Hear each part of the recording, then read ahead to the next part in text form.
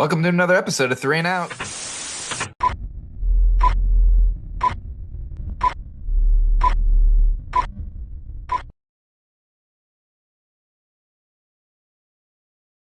Welcome back, Three and Out fans. I'm your host, Wayne Cavati, and as always, I'm joined by these handsome fellas over here, the best fantasy football co-hosts in the business, Chris Fanduel Fee Fiamano and Mike the Professor Dutton. Boys, how we doing? We're doing. I'm, yeah, I think I'm going to be on the injury list like everybody else in real football because I got this shoulder issue here. Oh So no, see what happens. yeah, Yeah, and I got a knee issue Uh, from playing basketball. So See? you got a quarterback issue, but we'll talk about that in a little bit. Last week sucked, didn't it? Unless you had Minnesota's defense or one of the teams that had the block party, then I suppose it was great. But the rest was brutal, like Dunton and Fee both just alluded to. There were injuries galore, big, huge time injuries. A starting quarterback is benched. Rookies continue to be kind of bleh. And Fee's boy, Danny Dimes, is securing his legacy as the GOAT of the NFL. Anyway, we have a bit to talk about, so let's just get started off where we left off last week, and that's more injuries. Gentlemen, there's rosters being blown up. We're dealing with injuries that are not just affecting the player that you may have, but it's a trickle down effect. We saw it with Jamar Chase last week. He was pretty much useless. He had one big 25-yard catch that saved his day. So now we got more injuries to add to the list. This one, we'll get started with no particular order, but this one is definitely someone that was a fantasy starter. You probably even if you're not even in a flex league, but James Conner. What do we think about the James Conner injury and what it means to both fantasy and the rest of Arizona's pieces? Dutton, you start. I mean, obviously Trey Benson becomes a hot commodity. He was in our league. He's probably in a lot of leagues. That being said, I don't know. That offense was worrisome anyway, watching it on Sunday. So maybe it helps the tight end, right? I mean, because now he just has to become more of a weapon. So, let's go with that. I'm going to be positive, and Trey McBride owners are going to be happy. Yeah, I think so. P. so do you think that Kyler Murray's going to throw the ball more now? Well, this is a great question, Fee, because you just reminded me in my head. New listener Nicole has Marvin Harrison, and she asked me today, and I said I'll bring it up on the show. And she said, "What the hell do I do with Marvin Harrison?" And I said, "I have no idea, because he's not performing, right? I You mean, he had obviously a don't drop him. huge You're not drop the dropping other day. Did you what? see that drop he had last week? That Oh was yeah, yeah. I thought you said someone dropped him in no, fantasy. no, I'm no, like, no, you no, don't no, drop him. no, no. That drop he had though, he is not on his game. Go ahead. Sorry. Well, no. So, what do you do with him? You obviously do not drop Marvin Harrison Jr. You're not dropping him, but can you trust him as a starter? And like, you don't need much more to do better what he's doing right now. He's averaging like less than 10 points a week. So, what do you do with him, Fee? Well, obviously don't drop him, right? But it is worrisome, and the only way I feel like in fantasy, right? If that you can't, the only way you cannot play him is if you have another player to put in his place that's going to be or that you think is going to be better. And there are a bunch of guys now, right? Like especially guys, that maybe we didn't think of that didn't get Michael drafted, or Pittman. maybe someone picked up off the waiver wire that you could have grabbed. I'm not, I mean, I don't know where people are at currently and in their leagues. But you should have been active on the waiver wire, knowing that Marvin Harrison was not performing because he hasn't been performing for a couple weeks now. Yeah, So I this mean, is not new. um, but now with James Conner out, their running game is going to take a bit of a hit. Maybe they start throwing the ball more. Maybe this helps Marvin Harrison. I'm not sure. We're going to have to find out, right? Right. We're going to have to see what goes on this week. If you can sit him, I probably would, but only if you have a guy that you can replace him with. right. You have to Um, have, to your point, you have to have a deep wide receiving room to be able to right, even consider benching Marvin Harrison. You right. have to have a And deep wide receiver room, or you have to have a wide receiver that you're willing to take a risk on, right? It could be right. Go ahead. Perfect example. Maybe you play Quentin Johnston this week against the Giants because he's a guy that was on the waiver wire all the way up until last week. Um, and maybe someone picked him up this week, right? Because waivers Yeah. already ran. I mean, But Quentin hold on. Johnston would be a guy that I would probably play in front of him this week because they're playing the Giants. The Chargers throw the ball a lot, or seemingly. Najee Harris is now out, Right. right? So so they're all about Omari and Hampton, and we'll get to him later on in the show. Or now. Well, I want to hold on, but I want to go. I want to continue to go. I know my job is to reel it all in, but Fee keeps bringing up great points. Quentin Johnson is a guy that we've made fun of for the last 2 years, and And this year now he's a stud. he's been great. Are we believers through 3 weeks that all of a sudden the guy that couldn't catch a cold is finally like the number one receiver there? This is year three for him, isn't it? That's true. Wide And receivers, so, yeah, right, haven't we always talked about, or talking heads have always talked Yeah. about year three always being like the make yeah, or break year for that's receivers, and true. they either figure it out or they don't. And if they're not studs to begin with, and Right. he wasn't a stud to begin with, but this is year three for him, so maybe he's figuring it out. Yeah, And to your point, Fee, about having another option, it doesn't have to be a stud. It doesn't have to be Mm-mm. a number one or even a number two. It could be a guy you'd put at flex. Like, I mean, Wayne, Wandell Robinson, yeah, we would he's a start him perfect over example. Marvin. We would start him over Marvin Harrison right now, right? Yeah, Because I mean, probably. maybe this week matchup dependent, like it's gonna be a harder one. Apparently, I'm being Right. attacked from above right now. I don't know if you can hear that, but Marvin Harrison Jr. in a PPR league is the 40th 40 best fantasy wide receiver. He had double digits, like you said, in the first week, but the last 2 weeks he's stunk 2.7 points and 4.4. You got names like Cedric Tillman, Alec Ayomanor, Jacoby Myers. Like these are all guys you can get on a waiver wire that are doing infinitely. And obviously, Wandale Robinsons, people like that, they're not maybe waiver wire, but they're out there. right. I would even go as far as to say Chris Godwin practiced in full. Yes, he did. Yeah, right. That I imagine. Okay, maybe not in our league. I think someone actually I has do. Chris Godwin. I've been sitting on all year. But I imagine that he might be available in some leagues. Yeah. You And Yeah. know, it's a great segue to our next injured player, Wayne. But I am going to say this one last thing.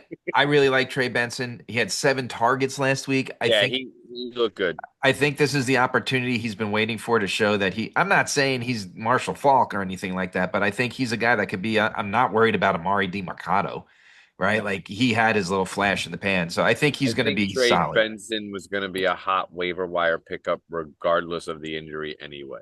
Yeah, You know what I'm saying? Like I I think agree. that game went on last week. He was Yep. going to yeah. So I think people are like, hey, maybe there's a Yeah. backfield that's in contention there. And now it's not a question. Right. I think Trey Benson is going to be at least probably an RB2 and a serviceable fantasy starter Yeah. for anybody that has him. Yeah. Yeah. Agreed. Mike Evans, Dutton, you're not happy about this, but you're also prepared for it mentally because it's what we've seen all the time. What do we think of 4 to 5 weeks? Is that what we heard? Yeah, 3 to 5, 4 to 5. I mean, I'm going to be honest with you. My biggest thing with this is it probably means that Jerry Rice's record is intact and Mike Evans and Jerry Rice will hold it together, right? And that's pretty great to The know. 1,000-yard season one. Yeah, the consecutive 1,000-yard seasons because Yeah. he didn't get off to a hot start, although Sunday was his best game, and then he Well, got he's the number two. I mean, even if he's right. healthy, he's the number two now. Ibuka's Well, taken over. and let's be honest, with him going out and the high probability that Godwin is back this week, you now have Godwin and Emeka. You have, Shepard, who's been fine. They signed a tight end today. So yeah, I mean, But here's the problem for me. Godwin is not going to be 100%, and no, he's not going to no, be out there. He'll probably, if he gets 60% he's of gonna the be snaps, he's that's gonna be on good. a pitch count, or snap count, whatever you want But to he call it. was never a number two. He's a slot guy. He was just always elevated because everyone was worried about Mike Evans. So Right. you don't really have a number two right now. Ibuka's a No. fine number one, but Godwin and Shepard are kind of the same person. So what does that do for Baker? Like, is he okay? Like, are we worried about Baker? Fee. Yes. If Fee 100%. is saying we're worried about Baker, ladies and That's gentlemen, we're on worrisome, red alert. people. We are Um, DEFCON 3. For fantasy, we're worried about Baker. Yeah. Now, I they may be okay and somehow finagle and find a way to win games still. Baker is still very good. I still believe in Baker. I just don't think he's going to be very good fantasy wise. Yeah. Here's Because the one well, thing he's I will. also hurt. Now he's questionable all of a sudden today. Baker. Well, that's he's just banged up because he's been doing all the Baker things to make sure we are 3-0. Um, He gets banged around all the time. here's what I'll say. I do think it's going to help Kate Otten's fantasy numbers if there are people out there wanting to know about Kate Otten. And I do think it's going to help the number of receptions that Bucky Irving receives out of the backfield. Or Rashad White. You could have both of Or them in there now yeah, because right, Rashad White's definitely a viable receiver. right. So I think in that sense that'll be helpful. Yeah, I think and the other thing is I want everyone to be cautious this weekend. It's going to be no Mike Evans, and you are playing an Eagles front line that's defensive line that's really good against a Bucks O line that is patchwork together right now. So remember that and don't put it all on, oh my gosh, Baker is going to struggle the rest of the year. Like, I mean, it's one game, right? So let's just be cautious with that. So, When you start a fantasy football season, you have three leagues. I'm in three teams. Don't You're on one of my teams, and you both are in my other league. And your wide receiver room consists, and those three teams consist of Jamar Chase, Mike Evans, CeeDee Lamb, and Justin Jefferson. You feel very confident that you're going to do well. And going now into all of the a sudden, I season, have Jamar Chase and Justin Jefferson having very questionable people throwing the ball. And we get to now CeeDee Lamb, who is out. So, gentlemen, obviously we can't start him this week. Fee, you could start. How worried are we long term with this injury, and what does it do for Dak? Well, I don't know about long term. I think he'll be definitely out 3 to 4 weeks for sure. The way it looked bad. I know they say it's not as bad as it looked, but it's still a high ankle sprain, Yeah. and, right? and, and can I just ask a quick question, really quick? Sorry. He got hurt because he was running the ball. Yeah, well, yes, he Okay, I was just want he to was make the sure I running back. understood. He was the running back on the play, and he Right. when he got tackled, they tackled him awkwardly, and they Because landed on his leg, and it got you have twisted one up of in the the knee. highest paid wide receivers in football, and let's use him as a running back. Okay, sorry. Go ahead. Go Yeah. ahead, Fee. You're doing great. Geniuses over there in Dallas. Yeah. Uh, so long term, he'll be out 3 to 4 weeks for sure. I think. They didn't put him on IR, so maybe he'll be Yeah. back. That's the But but positive. but even if he does come back after 3 weeks, he's still not going to be 100%. And while yeah, they look like gangbusters against the Giants, they didn't do a whole lot last week, putting up 14 points.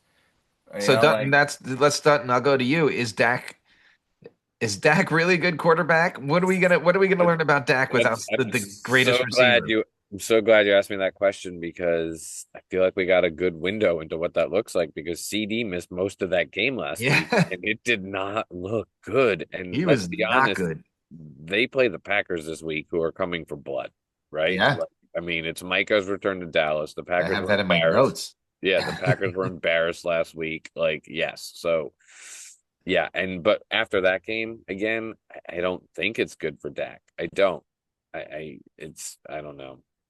But this is what the Cowboys do, right? Like they they are still a story somehow, even though they're terrible. I mean, the Bears have allowed 8 passing touchdowns this year, more than anybody else in the league, and Dak threw for more interceptions than touchdowns. Right? Like, come on. It's going to be very interesting. And then, Fee, you mentioned the last injury we got to touch on. Obviously, it's Najee Harris.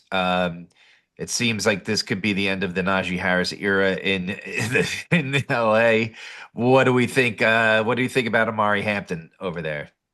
I like Omarion Hampton a lot. I think this is fantastic for him and any Omarion Hampton owners out there.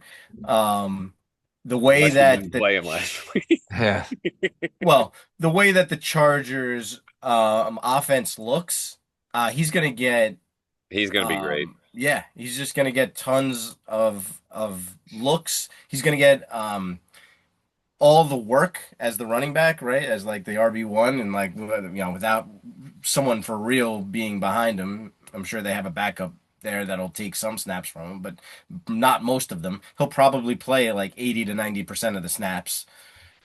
which means he's going to get a ton of targets out of the backfield catching the ball too. So I think this is excellent for him. I know that the Chargers are mostly a running team now, but that could all change because Passing, you you got mean? Jim Harbaugh Passing. as your coach. Yeah. Yeah, yeah. The one thing that worries me, and I've been on him all preseason, you know that I told you I love how hard he runs. But Jeff DiMatteo, Gridiron Ratings, go to gridironratings.com, check out the cards, let us know what you think. But Jeff said the other day he reminds him of Trent Richardson when he runs. And if you remember, Trent Richardson would get 1,200 yards because he would run the ball 1,100 times. And if you watch Amari in Hampton, when he's good as a receiver, but when he gets handed off the ball, He's 1 yard it in a looks cloud like of he's dust. looking for someone to knock over because that's what he enjoys. But it's not college, and it's the Right. NFL. And for the running back, the more times you run into someone, you're going to lose that battle. You're not winning the battle like you did in college.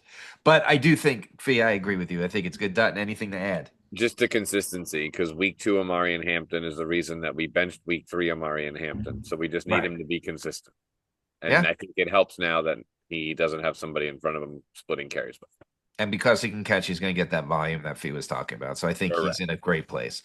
But that leads us to rookies. And I know even heading into this draft, everyone said, next year is the draft class to look forward to. Tank for Arch. Like that was the thing all along. But this year's class has been pretty much a stinker, right? Like we have Tyler Warren who looks good. Ted McMillan looked great last week. Obviously, Abuka is a I mean, he's the certified number star of the one. class. He is the Yeah. star of the class right now, I would think. Everyone else is, and some of these guys went really early in the draft. So I want to talk about it. I know most people didn't draft him to start, but he was drafted. I mean, but this guy's not even startable in a two quarterback lead anymore. Cam Ward has not looked comfortable at all. He's averaging 8.4 points per game as a fantasy quarterback. That is not. I'm sure Carson Wentz did better than that. Marcus Mariota did better than that. Is Tennessee that bad, or do we think Cam Ward is overmatched? Fee. Uh, I think it's more so Tennessee's that bad. Um, he as a rookie quarterback, especially, it always takes time, always, It does. especially when you get thrown out there, day one, and you can rattle off all sorts of quarterbacks who were great, who had awful beginnings. Really bad, like 0-5 to start, 1-6, they will only win a couple of games out of like the first, 8 or 9 or 10 games. Hmm. And it's always like that, especially when they don't have time to sit, right?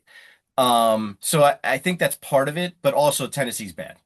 So like so you're not doing him any favors, right? And so yeah, I mean, he's definitely not a fantasy quarterback for I'm, sure. A real quarterback, I think he just needs a lot more time. yeah, Dutton is he even stashable? Do you think that he gets it this year, or just drop him?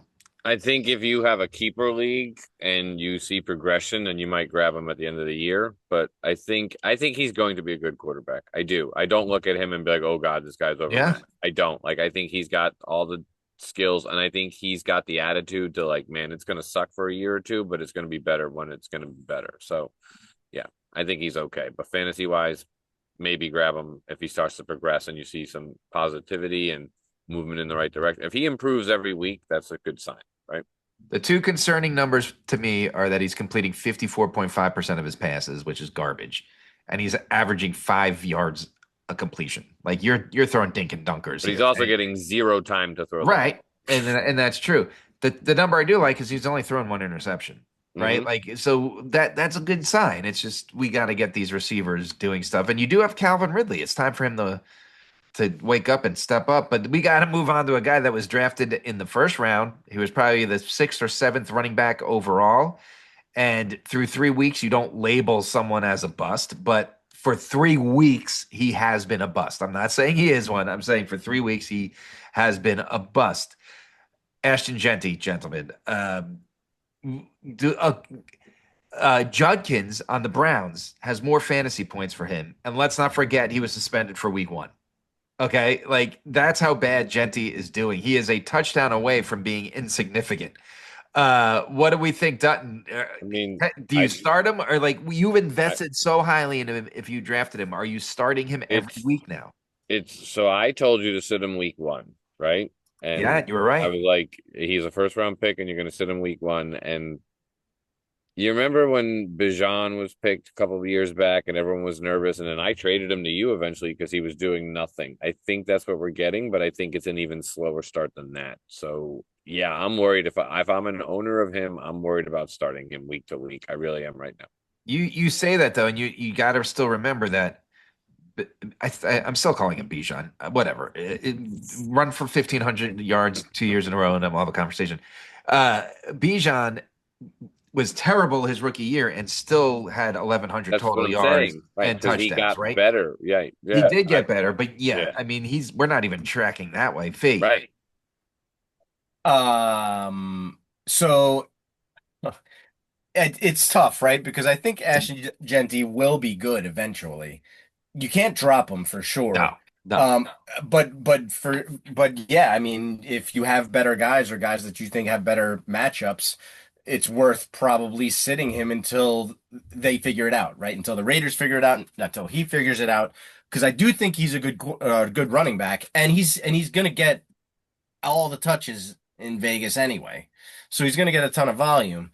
I think eventually he may have some sort of breakout because You he's just have too to good of a sit running him. back You're just gonna not have to to. sit him knowing that at some point he's gonna kick you in the ass when you sit him because he is gonna have a big game, right? But eventually you're gonna sit him because you're like, I can't do it anymore. He's not doing anything. And then that week that you do it, he is gonna have the big week. So maybe do it earlier in the year so it happens for everybody. Somebody should sacrifice their Ashton Genty this week for the fantasy goodness of everybody out there and sit him, and then he'll be fine after this week. The thing is, where I agree that you could sit him if you have someone, but think about how hard it is to have someone better because of where you invested your draft pick in him. You Right? would You're have had not to go gonna. running back, running back, running back, basically, to Hmm. have Hmm. someone worth starting over your first round pick. You're just Uh, gonna have to, yeah. right? So it's going to be tough. It's a tough situation if you have Or him right maybe move now. him to the flex. At least give him a Right, demotion. right. And maybe we'll send a message. Oh man, fantasy people are putting me in flex. I got to up my game. Right. See, maybe Uh, that's what you do. So let's talk about a player that a team traded their entire future for. For us, gentlemen, it wasn't as big a hit, but there are some leagues we discussed what to do with him. Right, there are some leagues that were rewarding defensive points. So Travis Hunter became kind of a hot pick in some leagues, and even if you do have defensive stats for him, he's not that guy, right? Like he hasn't looked like he is, but on the Jaguars, who we have talked about for 5 years of the 5 years that we've had this show, ruined careers. They don't seem to be using right? Like so, he has only has 9 tackles, no other defensive stats. He hasn't had a pick, he hasn't forced a fumble, and he hasn't tackled for a loss. Nothing. He hasn't had more than 35 yards receiving in any game. He's seeing an increase in usage on the defensive side. 69% of his snaps were defensive last week, right?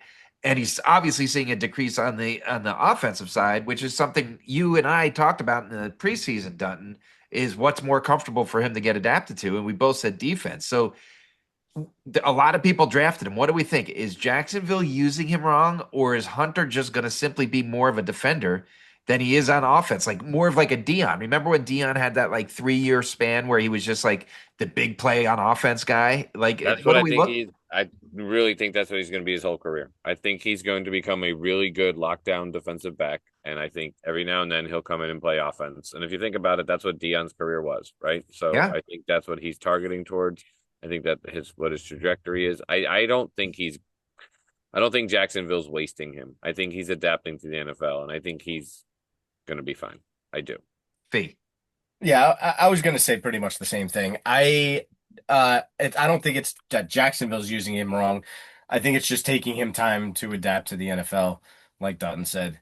And I think that I just don't think that he's going to be some sort of elite wide receiver. Yeah, And Jacksonville's not doing him any favors either.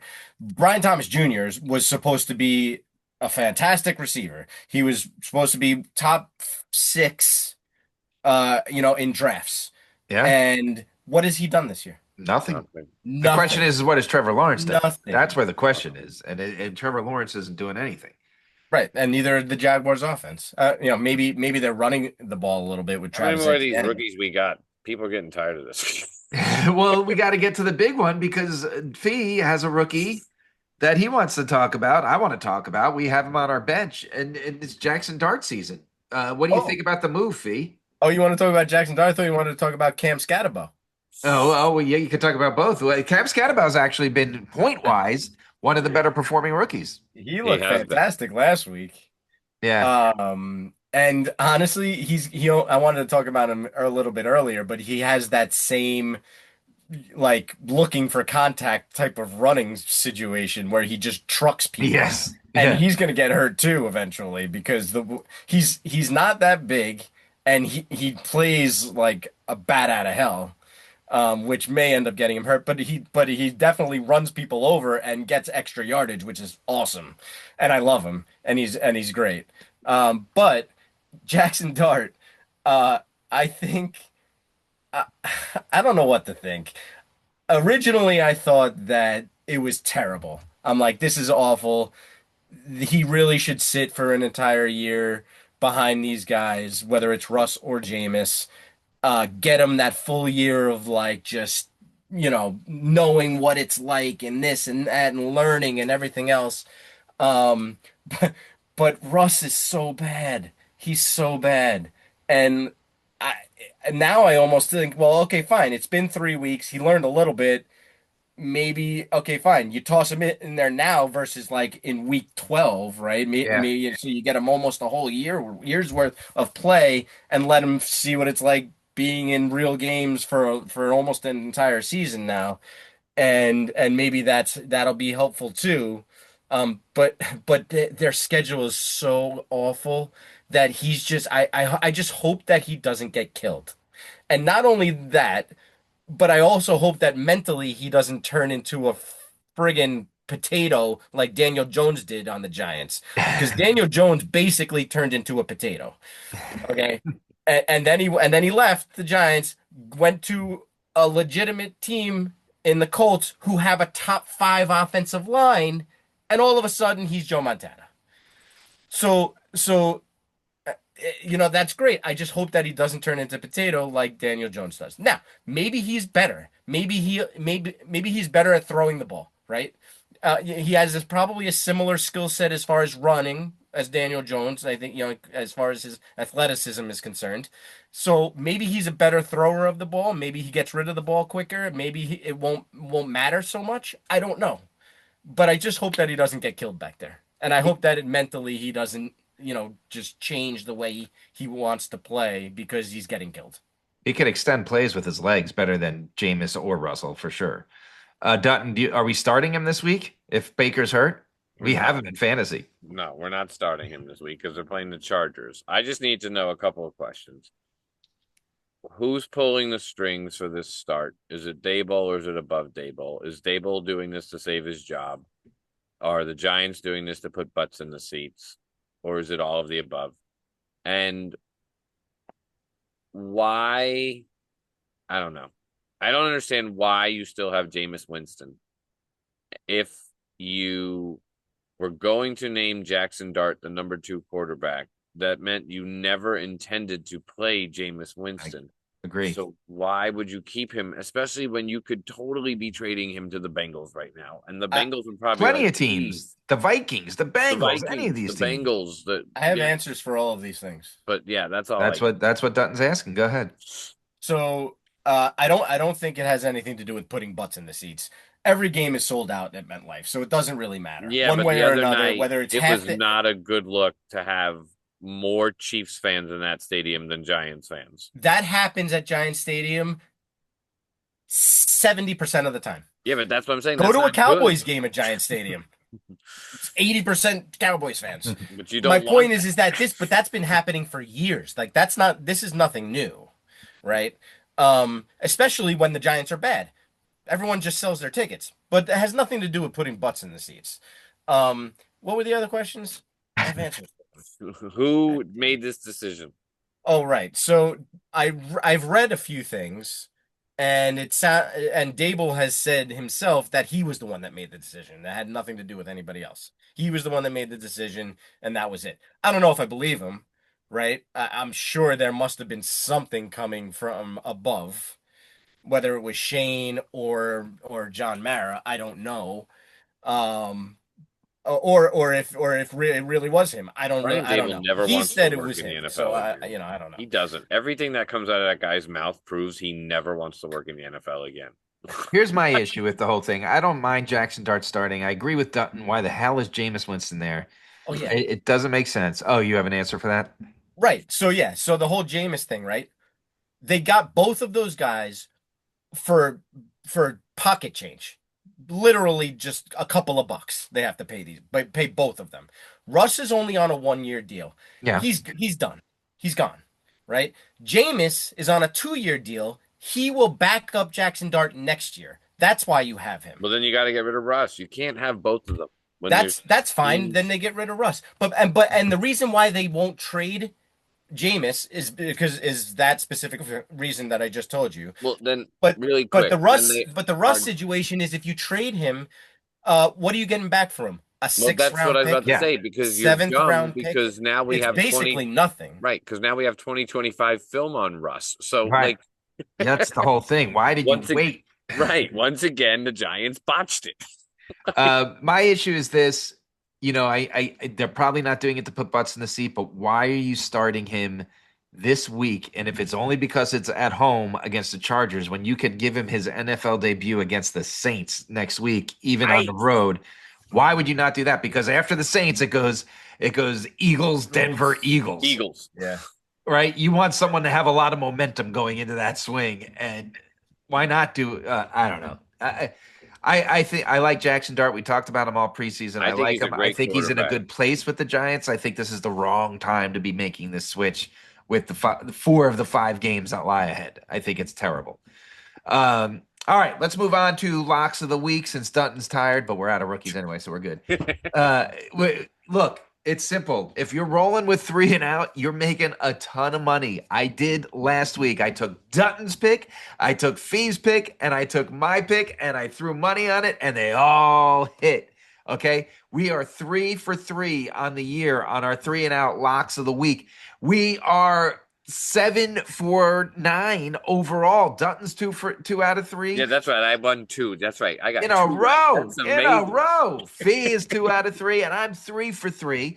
And Fee and I both the last 2 weeks. Fee this week, Fee took the Jets with the points, but said the Bucks were going to win. So technically, we went 4-0 this week, which is what we did last week when I said the Panthers would cover and the Cardinals would win. So we're on fire. So we're going to do it again this week. No pressure at all, gentlemen.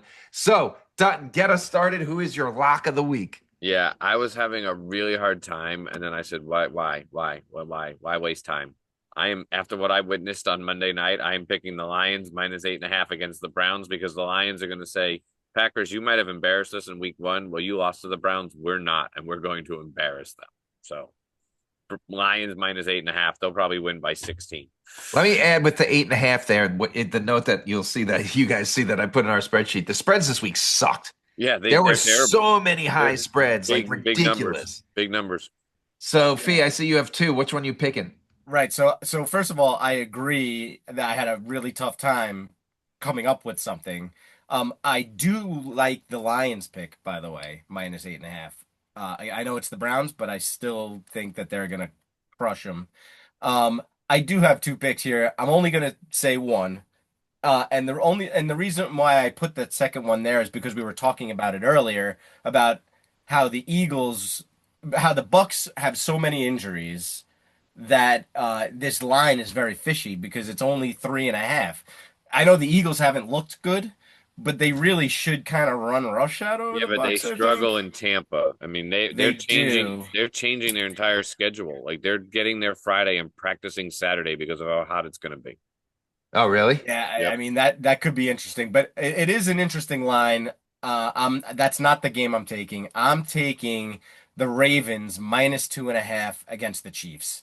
The Chiefs, while they beat the Giants, didn't really look all that good doing it. And Yeah. not only that, the Ravens, I know, at 1 and 2 are, they're like up against it now, right? And I think they're a much better team than their 1-2 record says that they Can we are. talk about the fact that when this game was scheduled and everyone's like, "Oh my God, we're gonna have the 3-0 Ravens versus the 3-0 Chiefs, or maybe at worst the 2-1 versus 3-0," and we're looking at two 1-2 teams. Go ahead, Fee.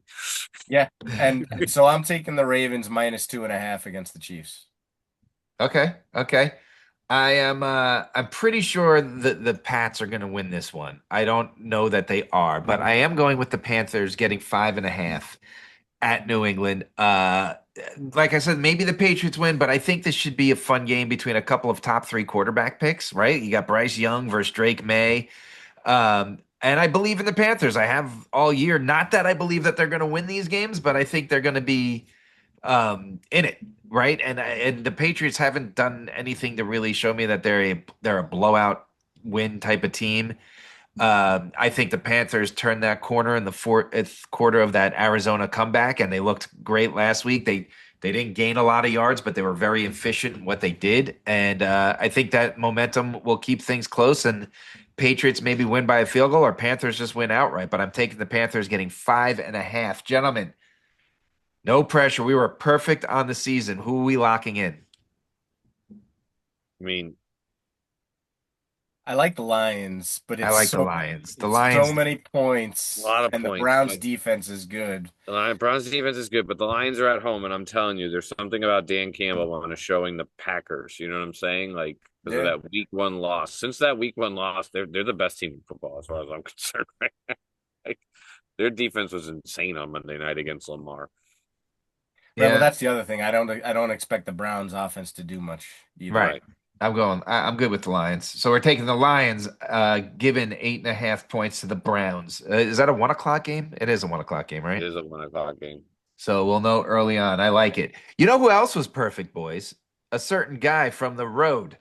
Uh, he was being chased by a bear earlier this morning. So let's hope Taco didn't get too distracted. We're coming up with another week. He did go perfect. He was 3-0 last week. So let's hit the road once again. And Taco, what do you got for us this week? Oh, howdy hi, fellas. I parked the truck, and after my encounter with a brown bear today, I figured I'd venture into nature for some week 4 enlightenment. Oh, and in case you missed it, 3-0 last week, and 6 for 9 for the season. I got some road teams for ya. Let's start it off. I feel it in the breeze. The Chargers roll into MetLife. And they're going to trounce the Giants. The only thing cool about the G-Men right now is that they let LT smoke in the stadium. Man, it doesn't matter if it's Dart, Wilson, the hefty lefty. Herbert in that offense is going to roll the Giants, and definitely more than a touchdown. So I say go Bolts. Go Bolts in this one. Game 2. Washington heads to the ATL. Atlanta stinks. Penix, And even though the Skins are going to be missing maybe Daniels and touchdown Terry, it doesn't matter. The Commodores are easily going to win more than a field goal. I like the Washington football team. And last, and certainly not least, my Birds. My Birds fly down to Tampa Bay to take on the 3-0 Bucks. I was at the link last week. It was unbelievable. I hope that Hurts told Patullo, I'm the one who knocks at halftime, and this is my damn team. I feel bad for the league. I think something happened at halftime last week, and I gotta say, the Birds are clicking. It's pedaled down. This week, Eagles have too many weapons. Tampa Bay, I think they got a whole injured offense, so missing a couple receivers there. Eagles roll by more than a touchdown. Say it with me. A.J. Brown. A.J. Brown. And speaking of Brown, I think I'm going to pack up and get out of here before that brown bear comes back. Best of luck week 4. And remember, keep the seats back and the smokestacks black. Woo-oo! Taco over and out.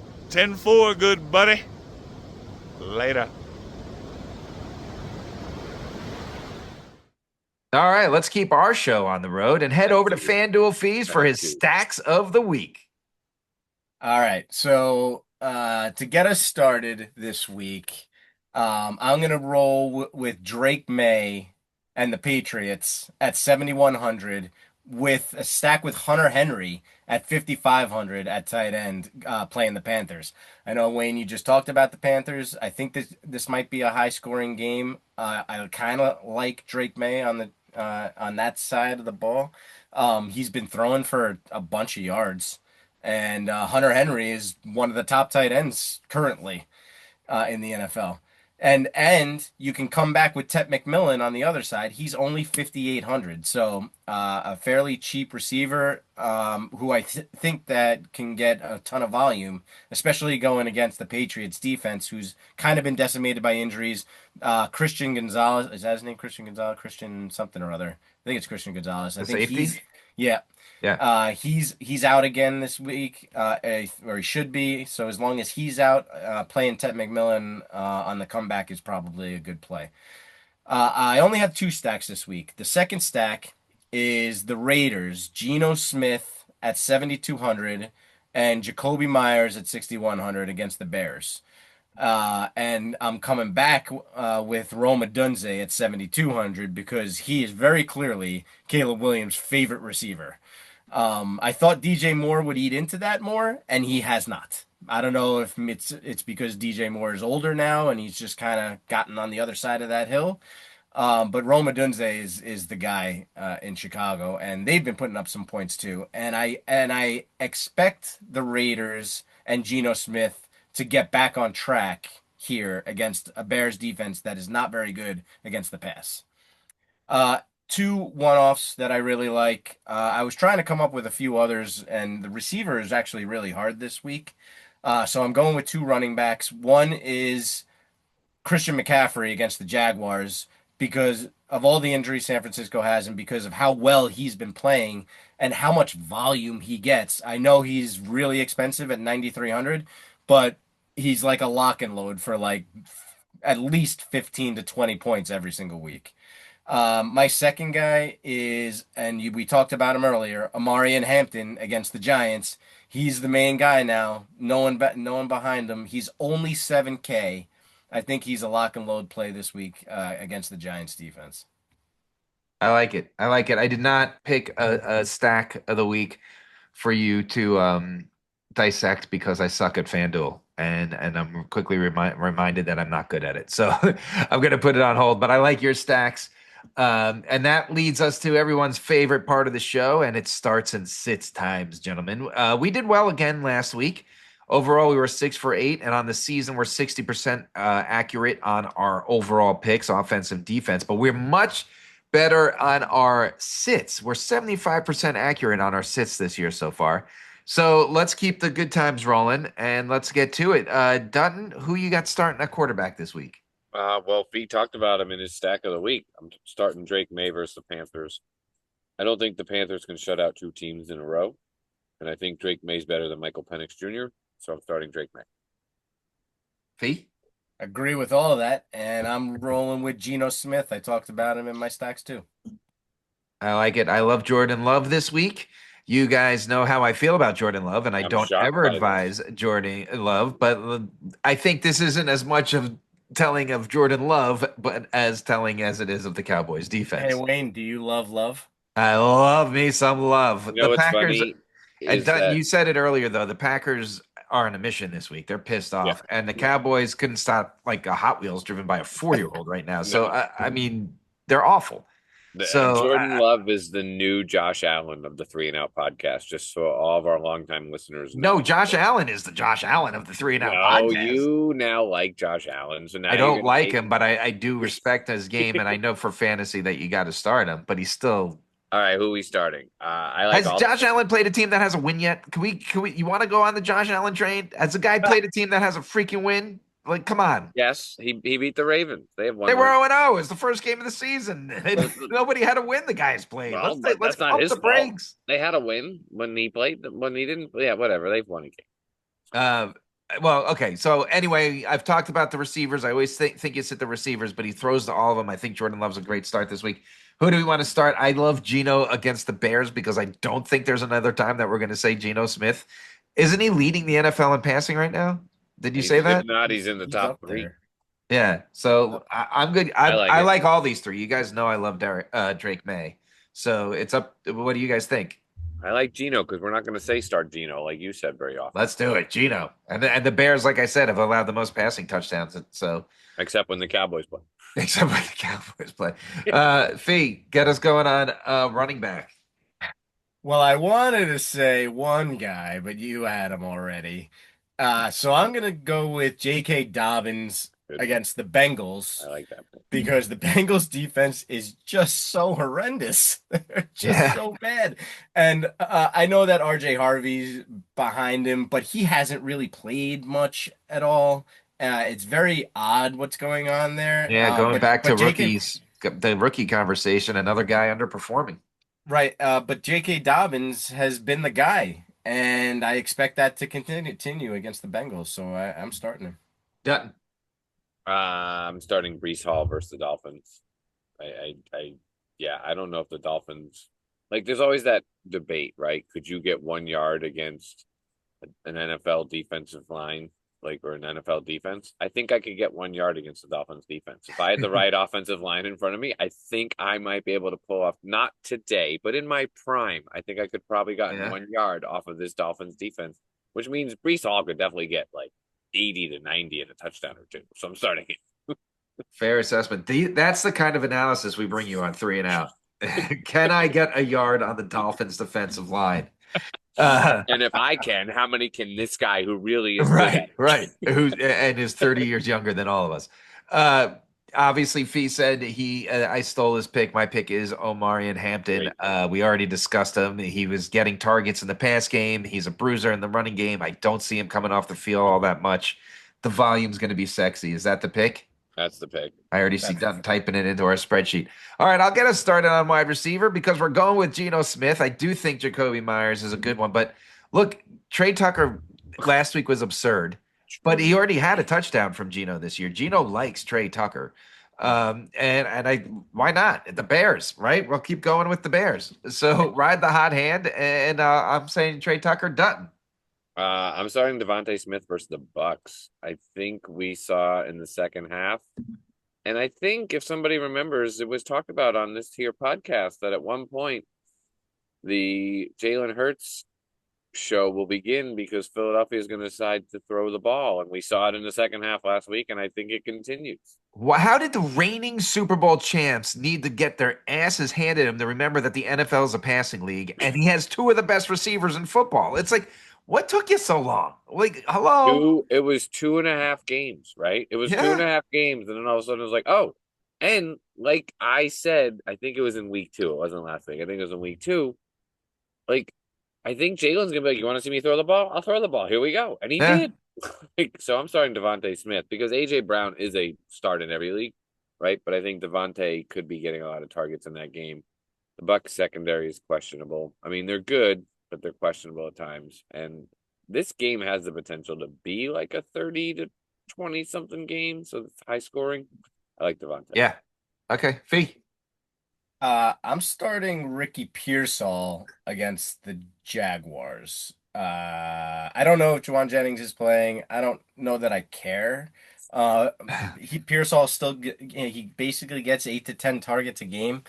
And he's very much in like the same kind of ilk as like Lad McConkey, right? Like very kind of similar style, very kind of similar play. They both get a ton of volume, right? Ton of targets. And Pearsall has been putting up points this year, so I'm going to take him against the Jags because the Jags aren't very good. Who do we want to lock in? Um, I like Smith. I okay. I Who are you like going to I say? like You like Trey Trey Tucker. Tucker? I like yeah, I Tucker. do. I All right, do. let's go Trey Tucker. Let's roll with I it. like Trey That Tucker. is ballsy. Ballsy. Trey Dutton, go Tucker. ahead. Tight Uh, end, Tra- sorry. Go ahead. Travis Kelsey versus the Ravens because we watched what Sam Laporta did against the Ravens on Monday night, and I think the Chiefs are going to emulate it.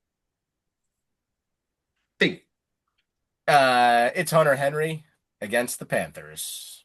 we haven't said this in a long time, but last week it happened, boys. It's TJ Hawkinson time. Carson Wentz loves himself a good tight end. Plus, the Sure Steelers does. have allowed touchdown passes to tight ends in each of the last 2 weeks.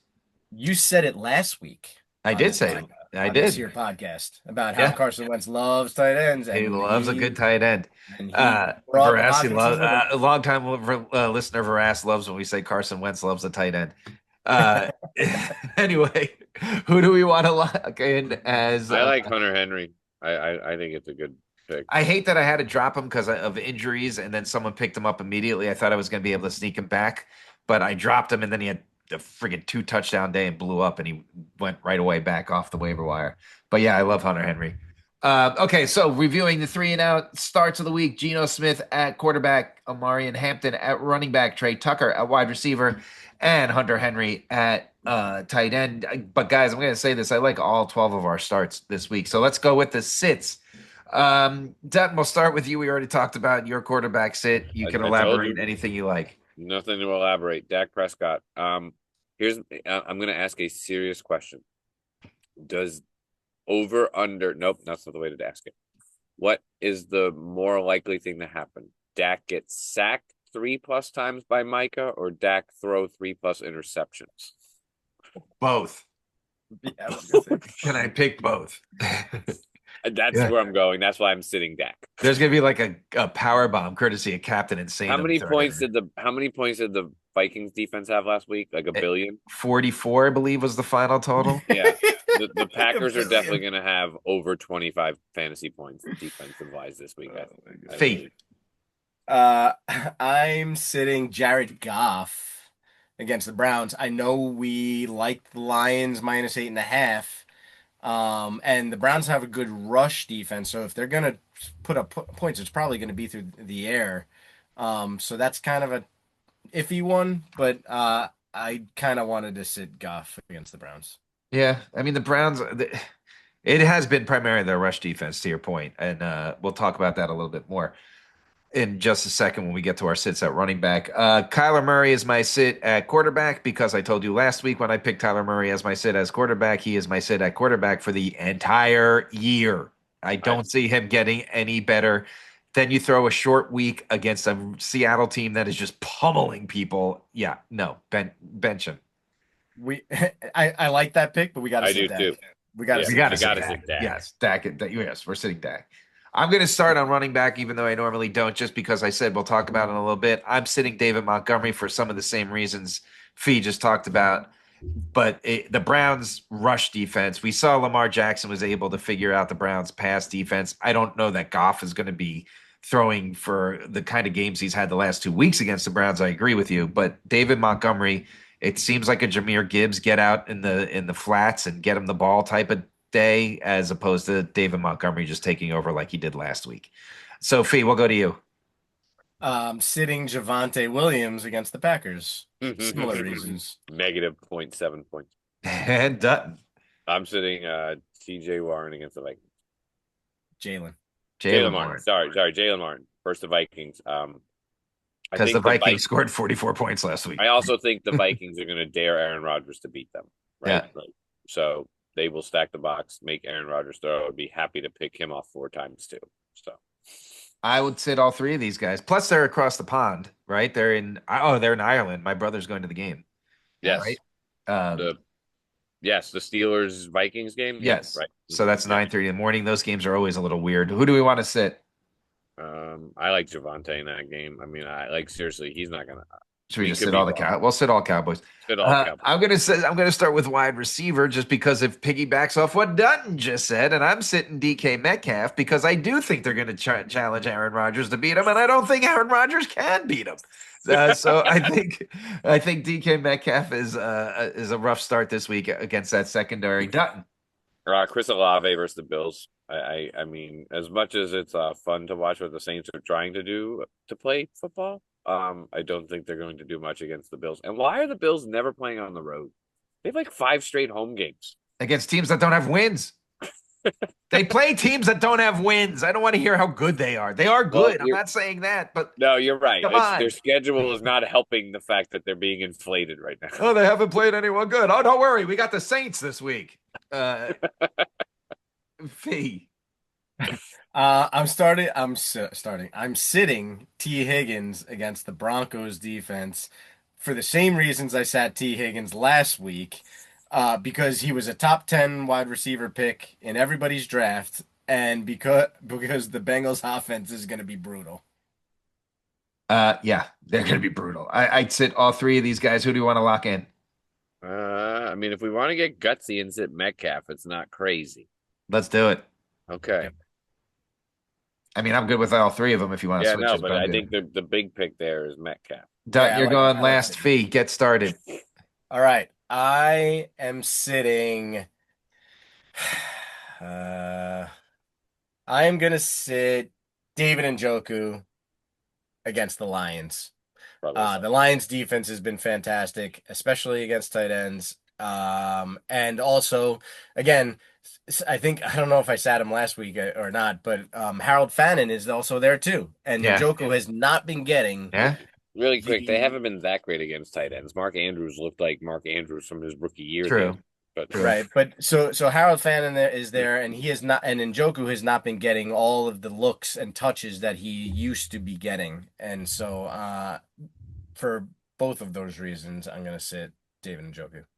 I'm sitting Juwan Johnson. The Bills have allowed 32 yards and a touchdown to tight ends this year. Now, granted, they haven't played any teams with an actual tight end because they haven't played any teams with a damn winning record. But yeah, so the Saints are awful. Juwan Johnson is their best pass catcher, but I just don't see it happening against the Bills. And Dutton. yeah, it's an easy pick. It's Kyle Pitts. God, it's the Kyle Pitts tight end sit of Sit the of the week. Who do we want to lock in? I'm good with going Njoku. Yeah, I'm good with Njoku too. So you're net because I have to start Juwan Johnson against you this weekend, Wayne. Oh, nice. You're 3 and out. We are playing each other this week. Yeah. I like it. Whether you're 3 and out sits of the week are Dak Prescott at quarterback, Javonte Williams at running back, DK Metcalf at wide receiver, and David Njoku at tight end. Gentlemen, anything before we wrap up the show? I think we got a lot covered today. There was a lot covered. All right, keep your eye on those injury reports because everyone's either questionable or out. So good luck trying to win with Carson Wentz and his tight ends. We'll see you next week on 3 and Out.